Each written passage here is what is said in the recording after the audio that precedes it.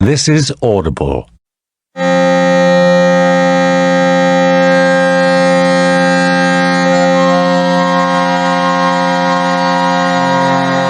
Fay, an Audible original, written by Sophie Keetch, read by Miranda Raisin.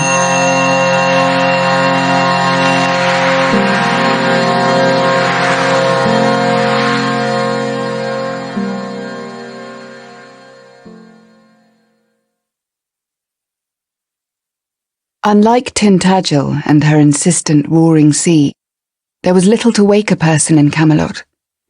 The castle stood proud and encircled in glittering pale gold, rings of high battlements protecting all within from the slightest disturbance. Silence reigned throughout the chambers, gardens, and air. Songbirds chased away by falconers on the orders of a queen who preferred to sleep undisturbed. Even the earliest bells rang softer through the cathedral spires, confined to church cloisters and servants' halls, sounding at a distance for most castle sleepers. Beyond the walls, rolling hills dense with woodland cocooned the city in a warm embrace, beneath a canopy of sky that rarely strayed from peace. But in the distance, if I listened carefully enough, my ear would catch it amid the flowering meadows and in the forest's swaying boughs, among the tall reeds beside the rivers shimmering across the surface of the water, a chorus of wild birdsong, crystalline, defiant, and free. Chapter 1. For a while, I had risen with the dawn. Despite Camelot's cultivated peace, my sleep had never been easy. But in the week since May Day, I had been driven from my bed even earlier, as the pleasant warmth of early summer built dramatically into heat, gaining day upon day until the air hung thick and breezeless within castle walls. One morning, on the cusp of Pentecost, I awoke in the grip of a feverish dream that slipped away the moment my eyes flew open. Stirred and restless, I kicked off the cloying sheets and slipped on a robe, walking through my reception chamber and out onto my terrace to greet the cloudless morning, sun already climbing towards another blazing day. The flagstones were warm underfoot as I made my way to the balconied edge and sat on the wide balustrade, taking in the view of Camelot's high walls and the green faraway hills.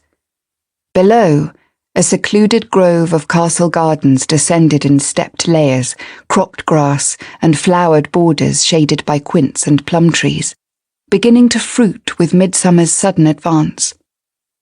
All around me, only quiet and heat. A close, whispering flutter cut into the stillness, and a lone magpie alighted beside me in a whir of light and dark. "Good morning," I greeted it. "Aren't you a rare sight?"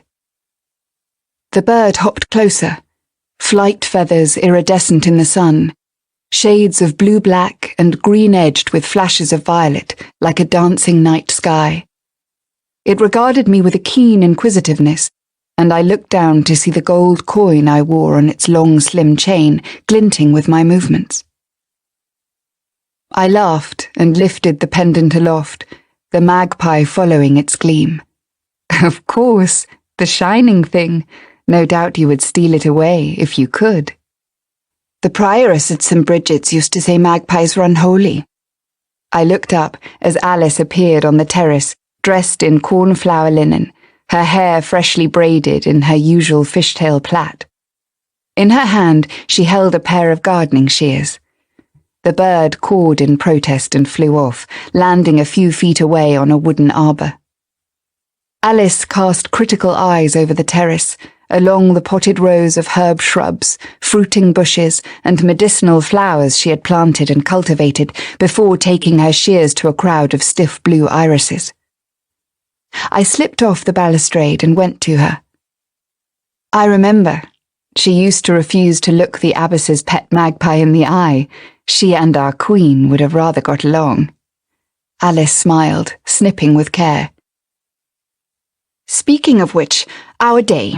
The Queen's ladies